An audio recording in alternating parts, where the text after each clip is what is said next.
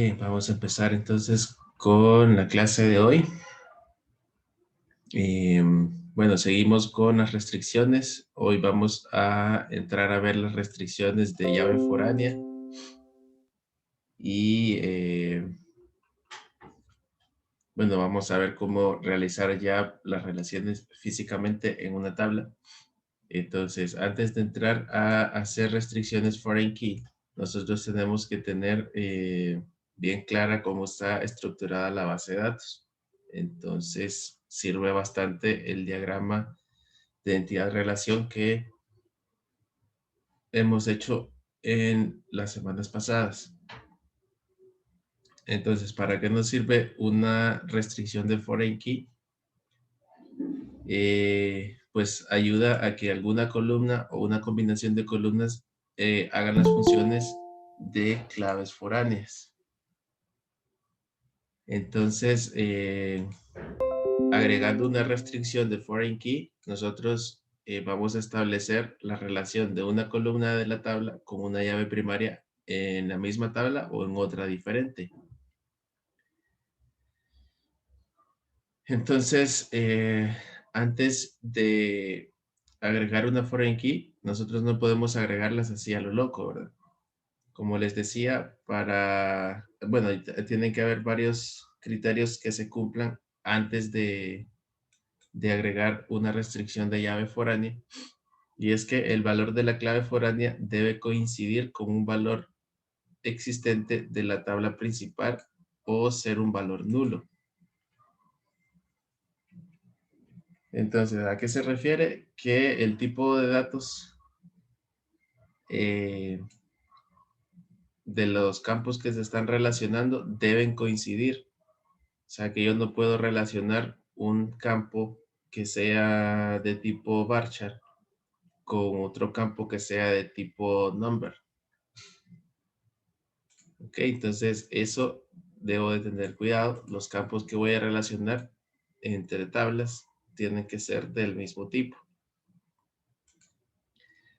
Y bueno, esto es información extra. Las claves foráneas se basan en los valores de datos y son punteros puramente lógicos en lugar de físicos.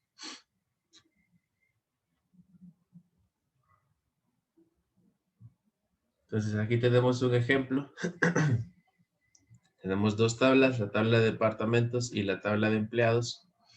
En la tabla de empleados se creó un campo que va a hacer las funciones de llave foránea. Se llama Department ID. Y al momento de crear esta tabla, le dijimos que va a ser una llave foránea o va a tener una restricción de llave foránea y va a referenciar al campo Department ID de la tabla de departamentos. Entonces, este tiene los mismos tipos. La columna Department ID en la tabla de departamentos tiene el mismo tipo de datos que la columna Department ID en la tabla de empleados. Entonces, siempre que se mencione aquí un ID de departamento, se va a referenciar a toda la fila completa. Entonces, cuando hacemos este tipo de referencias, el motor de base de datos o el servidor de base de datos verifica algunas cosas. En primer lugar, verifica si el registro de la llave foránea que estamos intentando insertar existe en la tabla principal. Entonces aquí, por ejemplo, estamos intentando insertar este empleado que pertenezca al departamento 9.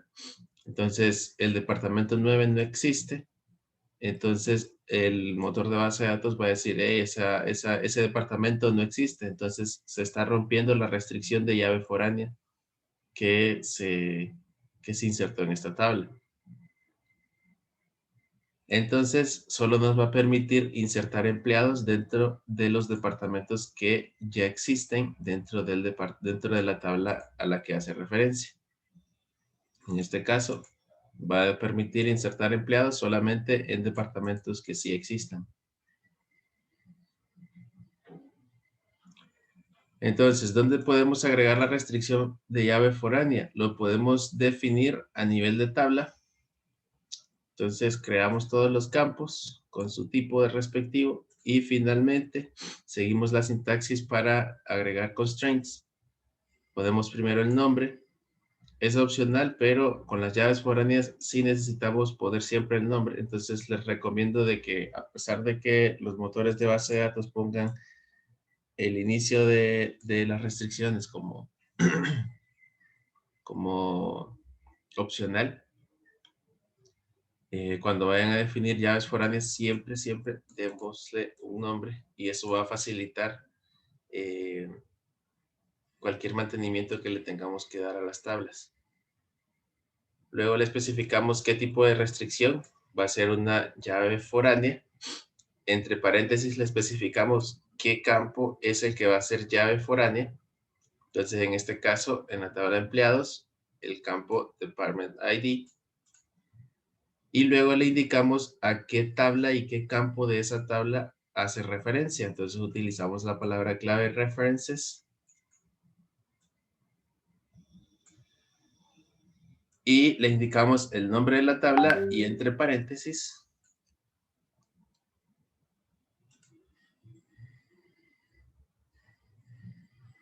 Y entre paréntesis le indicamos el campo al que hace referencia. ¿Ok?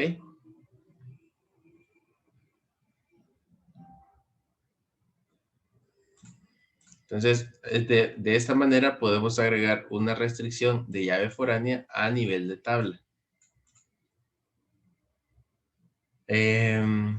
Si necesitásemos que en vez de solamente un campo hace referencia a otra tabla, digamos que además del departamento, no sé, digamos algo, un ejemplo ficticio dentro de esta misma tabla, que además del ID del departamento haga referencia al nombre del departamento. Entonces, lo que hacemos es lo que hacemos en otras tablas también, o con otras referencias, o con otras restricciones, perdón. Lo separamos por coma.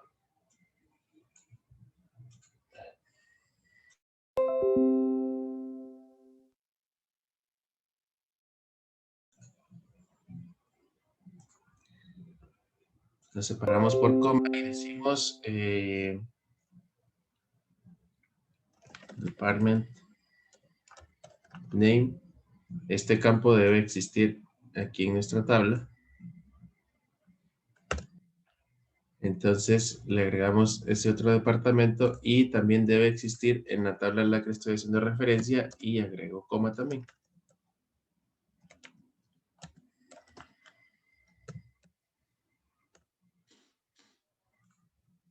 Okay.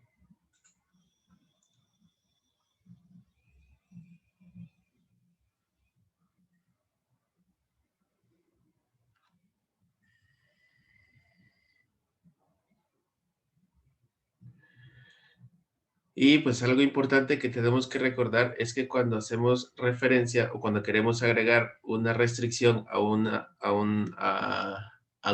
campos o a dos o varios más, a dos o más campos, perdón. Si queremos agregar una referencia, una restricción a dos o más campos, eso solo se puede hacer a nivel de tabla. También podemos agregar la restricción de llave foránea a nivel de columna, siempre y cuando solamente sea un campo. Entonces, en este caso, la referencia del Department ID solamente es un campo, entonces se puede agregar esta restricción a nivel de columna. Y la sintaxis es similar, solamente que ya no tenemos que... bueno, la diferencia es que ya no tenemos que especificar qué tipo es y qué campo es el que va a servir como llave foránea, porque ya lo estamos haciendo a nivel de la columna. Entonces, solamente agregamos el código necesario para ponerle un nombre al constraint y después le decimos a qué tabla y qué campo referenciar este campo en específico.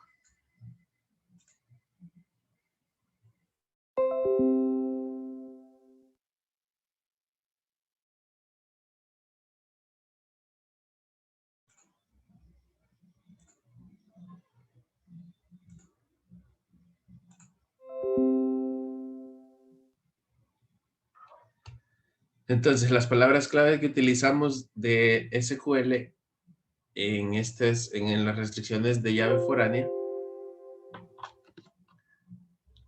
es el tipo de restricción de foreign key.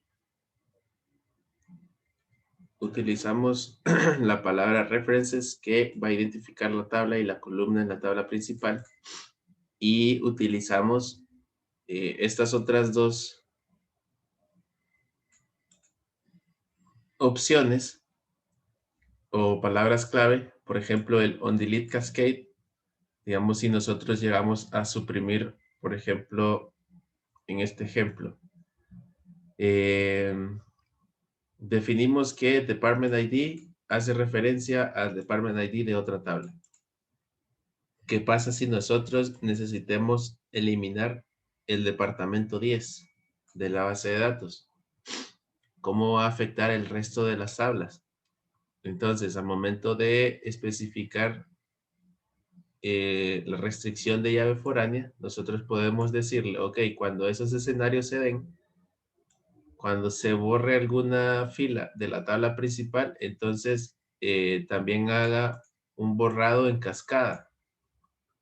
Es decir, borro el departamento 10 y como esta es la tabla principal, va a borrar en cascada todos los demás registros que hacen referencia a esta fila en específico. Entonces va a ir a buscar, por ejemplo, la tabla de empleados, todos los empleados que pertenecen al departamento 10 y los va a eliminar. Entonces podemos especificar que cuando pasen esos escenarios que se borre todo en cascada, o en lugar de eso, que no lo borre, sino que lo establezca en null. O sea, si yo borro el departamento 10, va a venir aquí a los empleados y va a buscar todos los que hagan referencia al departamento 10 y en vez de borrar toda la fila del empleado, lo único que va a hacer es que va a establecer el department ID como null. Entonces, ¿cuándo usar el uno o el otro? Va a depender de las reglas del negocio. Si las reglas del negocio le indican, bueno, si se elimina un departamento es porque estamos definitivamente despidiendo a todas las personas de ese departamento. Entonces, en ese caso, vamos a hacer un delete cascade. Pero si solamente está reestructurándose la compañía, entonces mejor un delete set null. Entonces, si la compañía pasa cambiando los departamentos a cada rato y los empleados se mantienen, entonces mejor establecemos el set null. Todo va a depender de cómo quieran mantener también el histórico el cliente. Entonces, aquí tenemos estas otras dos opciones. Esto es en cuanto a las llaves foráneas. Luego tenemos lo que es la restricción check. Define una condición que debe cumplir cada fila. Y pues con esta condición no podemos hacer referencia a columnas de otras tablas, pero sí podemos hacer referencia a tablas a columnas que están dentro de mi tabla. Esta también la podemos agregar a nivel de columna o a nivel de tabla. Para agregarlo a nivel de columna, por ejemplo, digamos que hay una regla de negocio que me indica de que el salario al momento de crear un empleado, no puedo crearlo con un salario de 0. Entonces, yo puedo agregar una restricción check que me indique o que verifique cada vez que se inserte un dato de que el salario sea mayor que 0. Entonces, la sintaxis es similar. Le pongo el nombre con la palabra clave constraint y después le indico qué tipo y entre paréntesis escribo la condición para esa restricción. Entonces, en este caso, la regla del negocio me indicaba que no puedo insertar un empleado con un salario de 0, entonces voy a agregarle la restricción llamado emp salary min y vamos a estar verificando de que el salario sea mayor a 0. Lo podemos agregar también a nivel de tabla en que el constraint, bueno, es la misma sintaxis. En este caso, el ejemplo es de que la fecha de contratación del empleado tiene que ser mayor al 1 de enero del 2018.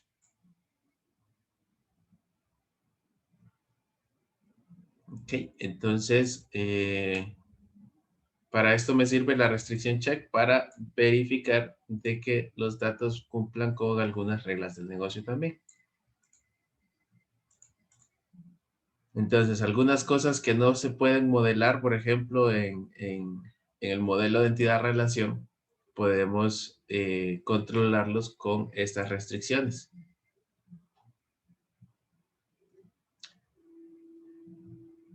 Entonces, pues, vamos a hacer scripts para...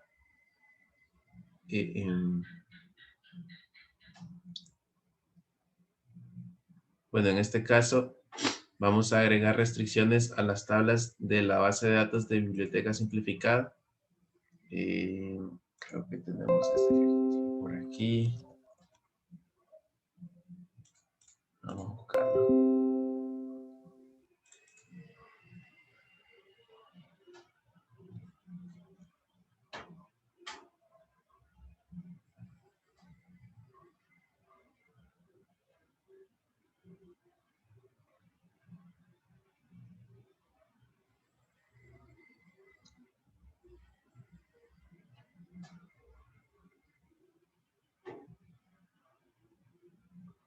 Bueno, solamente hicimos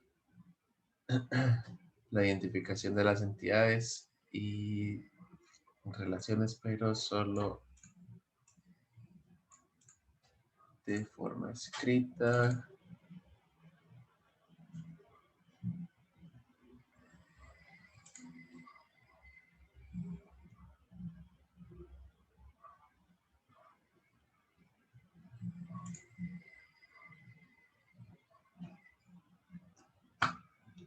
Bien, entonces, por ejemplo, la tabla autores. Sí, aquí no identificamos atributos, solamente entidades y relaciones de forma escrita. Bien.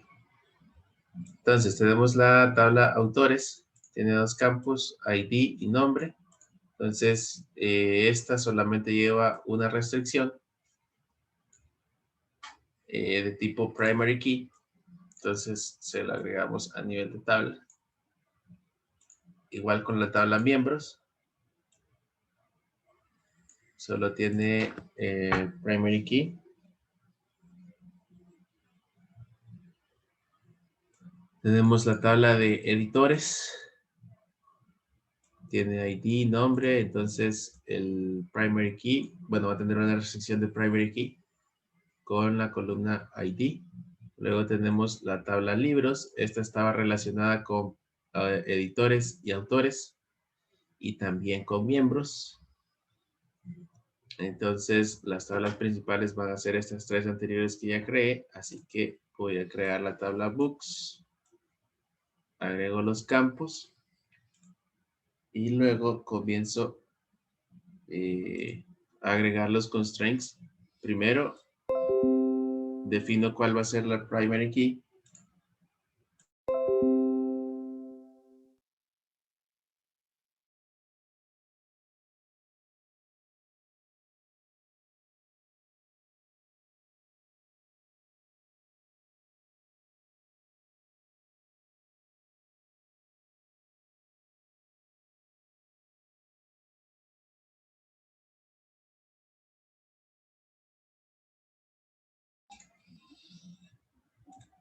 Hola, hola. ¿Me escuchan?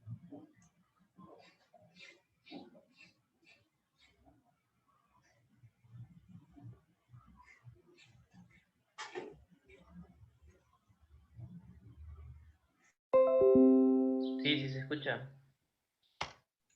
Ok. No, es que de aquí perdí la conexión un ratito. Bien, entonces le agregamos el constraint para de tipo primary key. Vamos a agregar también un constraint de foreign key y vamos a hacer que el campo author ID de la tabla books haga una referencia a la tabla autores al campo ID. Luego agregamos otro constraint. También va a ser de tipo de foreign key. Decimos esta vez que el publisher ID va a ser una referencia a la tabla publishers al campo ID. Ok, entonces publisher ID tiene un tipo de number y una precisión de 2. En la tabla principal tiene las mismas características, entonces estamos bien por ahí. Y la tabla de autores también tiene un número. El campo ID tiene un número de precisión 3.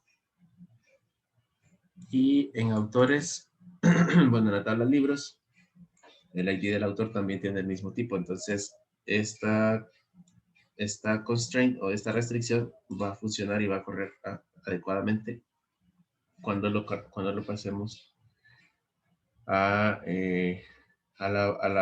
motor de base de datos. Luego tenemos la tabla de transacciones de libro. Tenemos todos estos campos. Establecemos la restricción de llave primaria y tenemos una restricción, bueno, agregamos una restricción de llave foránea que hace una referencia a la tabla libros. Y también tenemos una restricción de llave foránea que hace una referencia a la tabla miembros. Entonces, por aquí, así es como se definiría esta tabla. Ok, entonces, no sé si tienen alguna pregunta o duda en cuanto a las restricciones. Estas serían todas las restricciones posibles que podríamos agregar aquí en nuestras bases de datos.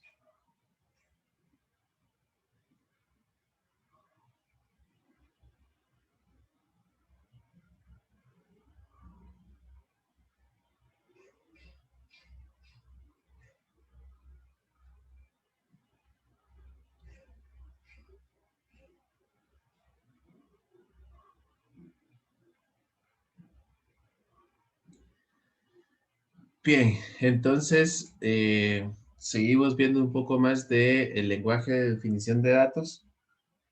Entonces, la creación de tablas forma parte de este lenguaje de definición de datos o DDL, pero no solamente podemos crear, también podemos hacer modificaciones dentro de tablas que ya están creadas, podemos eliminar tablas que estén creadas o podemos renombrarlas. Bueno, podemos renombrar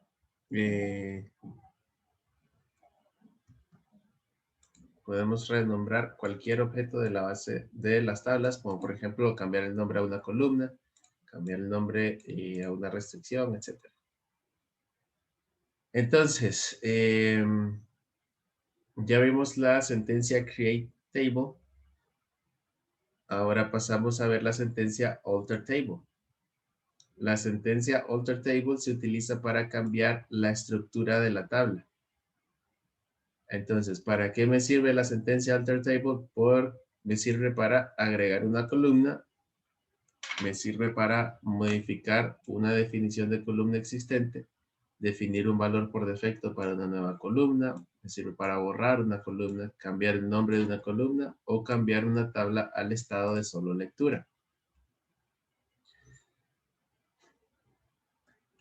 Entonces, esto sería como la sintaxis de la sentencia alter table. Entonces, utilizamos las palabras reservadas alter table, le especificamos el nombre de la tabla y en este caso vamos a agregar una columna. En el primer ejemplo se agrega, entonces utilizamos la palabra reservada add y especificamos entre paréntesis el nombre de la columna, el tipo de datos, si vamos a tener un valor por defecto, y separados por coma, podemos agregar todas las columnas extra que necesitemos en una sola sentencia. Entonces, si se fijan, es similar al create table, solamente que se le agrega la palabra reservada add, y en vez de usar create table usamos alter table, pero ya de ahí la sintaxis es igual. Definimos las columnas con su tipo. Podemos agregar expresiones por defecto y podemos agregar todas las columnas que nos hagan falta utilizando el alter table. También podemos modificar alguna columna en específico. Digamos que ya en la tabla de autores ya no necesito que sea de un número de 2 dígitos, sino que sea de 3. Entonces voy a hacer la sentencia alter table autores y vamos a modificar. Especificamos el nombre de la columna que existe. Si no existe la columna en esta tabla, entonces va a tirar error. Y aquí podemos cambiarle el tipo de datos. Podemos decir, bueno, va a ser siempre number, pero va a tener una longitud de 3. Y también podemos especificarle si queremos una expresión por defecto. Y podemos modificar cuántas tablas queramos, cuántas columnas queramos también dentro de la tabla. Y para eliminar alguna columna utilizamos la sentencia drop. Y en esta solamente especificamos, bueno, siempre alter table, el nombre de la tabla. Le decimos con la palabra clave drop y entre paréntesis especificamos la columna o las columnas que queremos eliminar.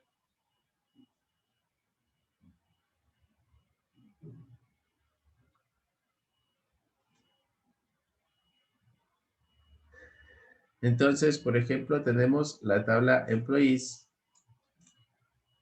Vamos a agregar el campo termination date y va a ser de tipo date. Entonces, esta nueva columna se agrega hasta el final de la tabla y aquí la podemos ver. Podemos modificar el valor de el tamaño y valor por defecto de alguna columna. Entonces, en este caso, cambiamos el campo first name. Siempre lo dejamos como varchar, pero le cambiamos el tamaño que permite este campo en específico.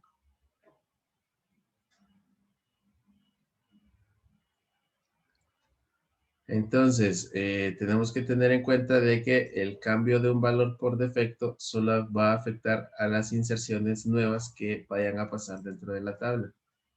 Y pues estas modificaciones están sujetas a algunas condiciones.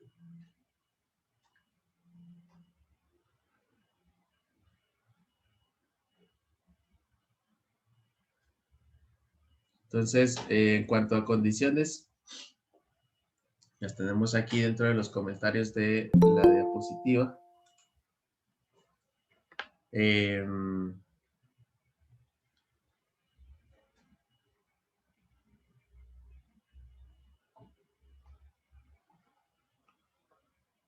Entonces, podemos realizar la sentencia modify siempre y cuando la columna solo contiene valores nulos.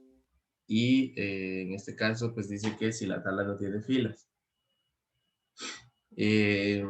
Podemos reducir el tamaño de algún campo en específico siempre y cuando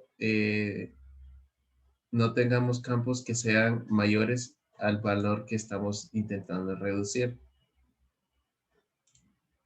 Podemos cambiar el tipo de datos si la columna solo contiene valores nulos.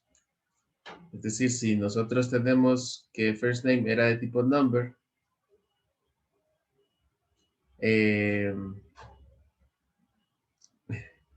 si tenemos alguna tabla de tipo number y la queremos cambiar a tipo varchar,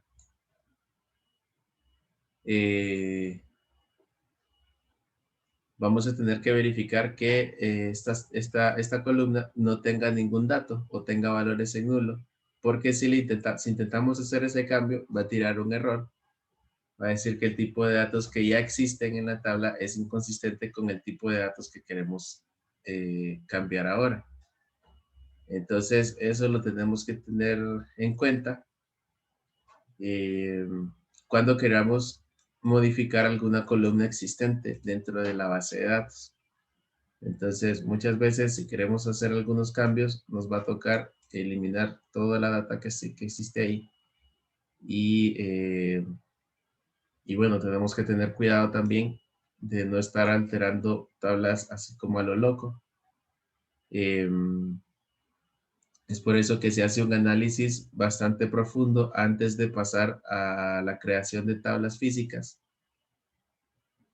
Porque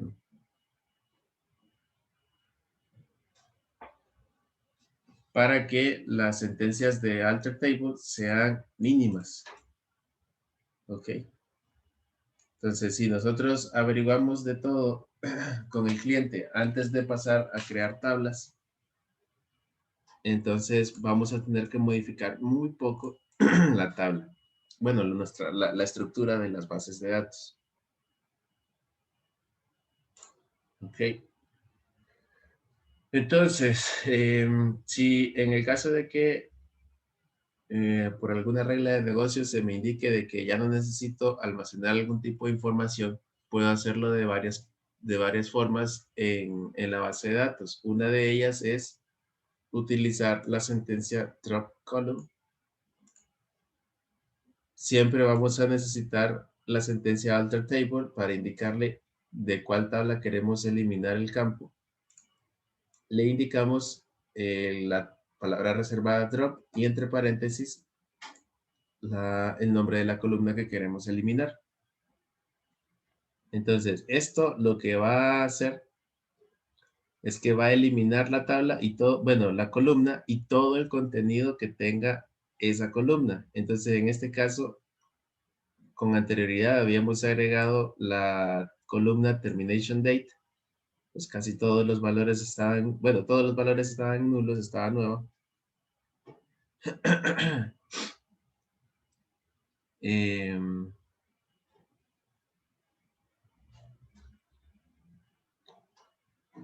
Y en este caso vamos a eliminar la columna que acabamos de crear.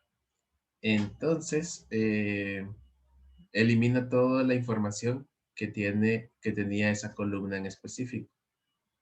Entonces, aquí tenemos que tener cuidado porque, bueno, si en definitiva ya sabemos que no vamos a utilizar la información que contiene alguna columna en específico, entonces podemos utilizar esta sentencia. Otra opción que nos da SQL es marcar una columna como no utilizada. Entonces, la opción set unused marca una o más columnas como no utilizadas para que se puedan borrar simultáneamente cuando la demanda del curso del sistema sea menor. Entonces, ¿cómo funciona o cuál es la sintaxis? Es similar a la sintaxis de drop, pero en vez de utilizar la palabra reservada drop, utilizamos las palabras reservadas set unused y le indicamos cuál va a ser la columna que no va a ser utilizada. Entonces, en este caso, esta opción lo que va a hacer o lo que le va a indicar el servidor de base de datos es que va a marcar esta columna como que si no estuviera siendo utilizada. Entonces, no, a diferencia del drop, no va a eliminar la columna como tal, sino que la va a dejar ahí, pero la va a marcar como que si no existe. Entonces, en las siguientes consultas que yo haga a la tabla de empleados, no me va a incluir la tabla que yo marqué como inutilizada. Entonces, solamente si yo hago un select asterisco, me va a traer estos tres campos, a pesar de que exista la otra columna, la va a ignorar y la va a dejar por ahí. Entonces, Esta es otra opción en el caso de que nosotros ya no querramos utilizar alguna columna, pero necesitemos mantener la información por algún motivo, qué sé yo, todavía se quiera saber cuándo fue que se despidió algún empleado o algo así. Algún proceso random que esté haciendo alguien dentro de la compañía. Entonces voy a marcar estas tablas o estos campos como inutilizados ya. Entonces ya no me va a afectar la operación de en otras partes de la base de datos, pero pues algunas personas todavía pueden tener acceso a ellas y la información siempre va a estar ahí presente. Entonces, esto me da chance para que más adelante, cuando ya nadie ocupe esos datos, entonces yo ya puedo decir definitivamente, bueno, yo ya puedo hacer un drop de esa columna en específico.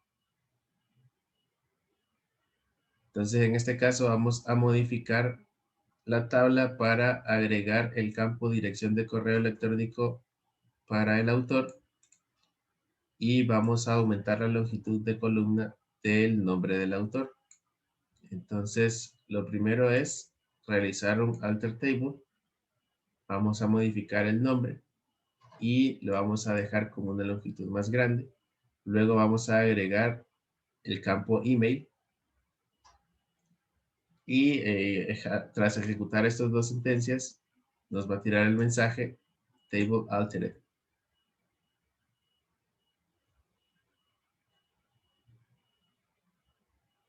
Otra cosa que podemos realizar dentro de SQL es crear tablas de solo lectura. Entonces podemos utilizar la sintaxis de alter table para marcar una tabla y que sea solamente de solo lectura. Entonces, digamos que yo soy el administrador de la base de datos y yo no quiero que me cambien la tabla departamento.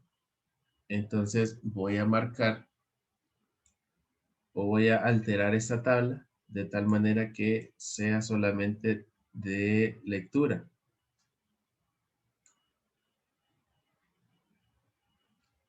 Y si quiero volver a permitir cambios, entonces voy a utilizar o voy a alterar la tabla para que, además de que se pueda leer, también se pueda escribir. Entonces, esta sentencia solamente me va a permitir hacer consultas, ya no me va a permitir insertar más departamentos, por ejemplo. Y con esta otra consulta, o con esta otra sentencia, perdón, ya me va a permitir, además de hacer consultas para leer los datos que tiene, me va a permitir insertar o actualizar datos dentro de la tabla.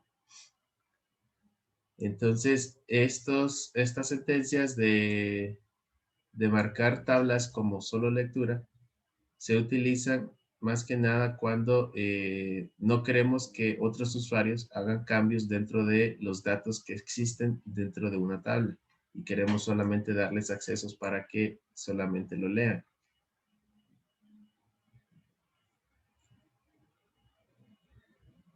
Y además de eliminar, si queremos eliminar una tabla completa, también existe esa sentencia dentro de DDL y la sentencia es drop table y el nombre de la tabla. Así de sencillo. Y esto lo que va a hacer es que va a mover la tabla a la papelera de reciclaje.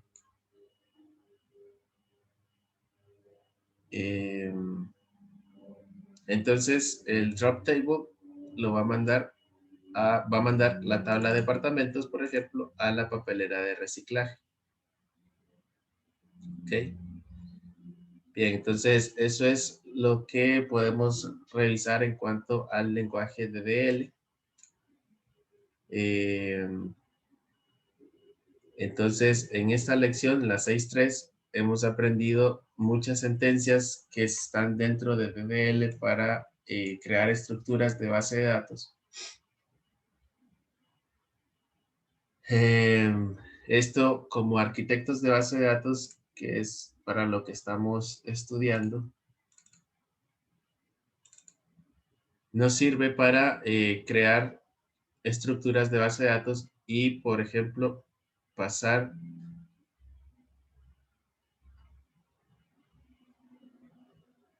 un modelo de base de datos. Vamos a ver. Para pasar de aquí, de mi modelo lógico, a un modelo físico. Entonces, como les decía, antes de pasar al modelo físico, podemos hacer aquí en el modelo lógico todos los cambios que querramos. Aquí es más sencillo realizar esos cambios. Solamente movemos relaciones, movemos campos, cambiamos el tipo aquí dentro del modelo. Creamos un modelo relacional, uno que se parezca bastante al físico. Este ya me incluye también cuáles serían las restricciones de llave primaria, cuáles serían las restricciones de llave foránea o otras restricciones que hayamos definido. Entonces, nosotros ya sabemos cómo crear esas sentencias DDL para pasar este modelo lógico a un modelo físico.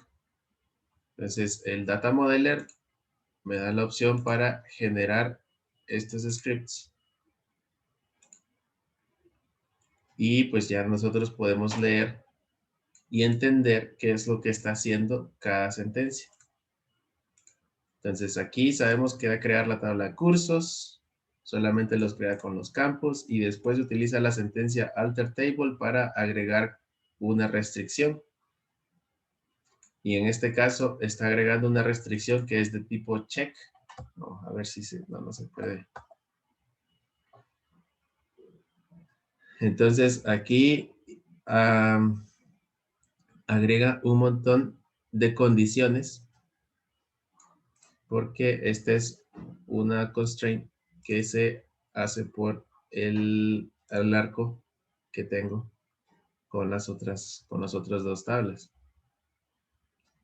Y luego también hace un alter table ahí mismo en la tabla cursos y esta vez le agrega un constraint que va a ser de tipo primary key y le indico cuál es la columna que va a tener esa restricción de primary key. Luego crea la tabla de departamentos. Luego altera la misma tabla de departamentos y le agrega el constraint. Y es de tipo primary key. Luego crea la tabla detalle de cursos de estudiantes. Y hace una constraint también. Va a ser de tipo primary key. Y determina cuáles son los dos campos que van a hacer las funciones de primary key. Luego crea esta otra tabla, el detalle de cursos profesores, le agrega la restricción de primary key. Y bueno, así va creando la mayoría de tablas y inmediatamente después de la creación de tabla agrega la restricción de primary key y hasta el final comienza a agregar todas las referencias.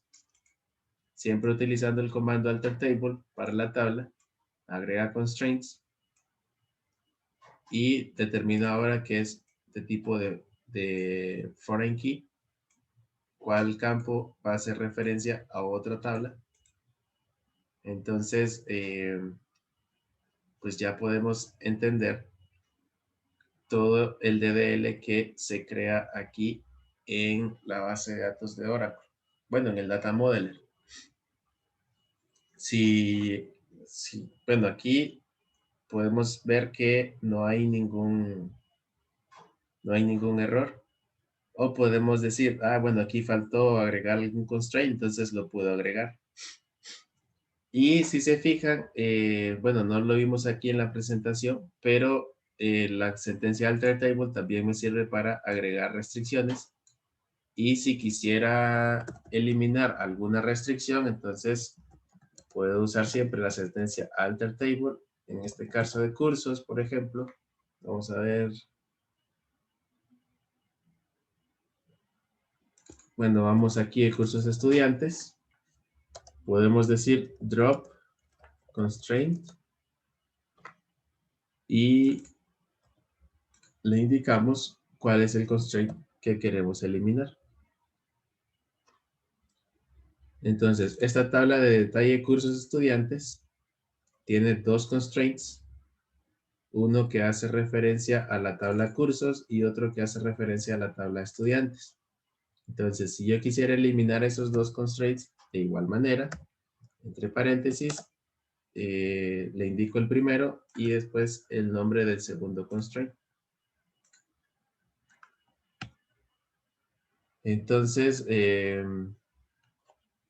las sentencias que vimos aquí en la diapositiva son las más básicas que podemos utilizar dentro de DDL. Se va a profundizar más en el siguiente módulo en cuanto a todas las sentencias, ya sea de DDL, de DML. Se van a ver más funciones.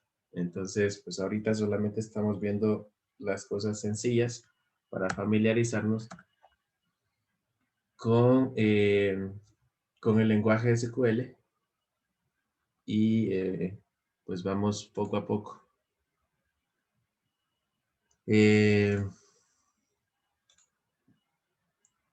chicos, entonces identificamos los pasos para crear tablas de bases de datos.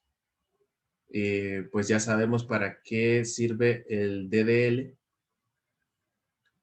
Sabemos que sirve para crear o definir estructuras de base de datos de manera física, ya en una base de datos dicha.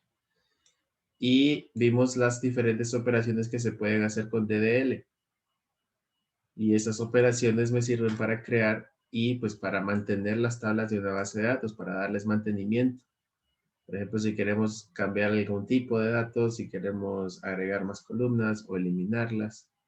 Entonces, para todo eso nos sirve el DDL. Bien,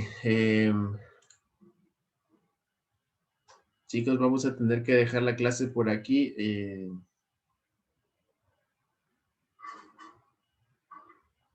Tengo unas cuestiones que hacer ahí pendientes del trabajo que son un poco de emergencia. Entonces, vamos a dejar la clase por aquí. Mañana vamos a aprovechar el tiempo para practicar y avanzar un poco más en el curso. Entonces, vamos a quedar por aquí el día de hoy. Muchas gracias por conectarse y pues nos vemos mañana para seguir practicando y viendo SQL dentro de Apex. Ok, entonces muchas gracias y tengan buen día a todos. Gracias a usted, ingeniero. Buen día. Gracias, igual, buen día.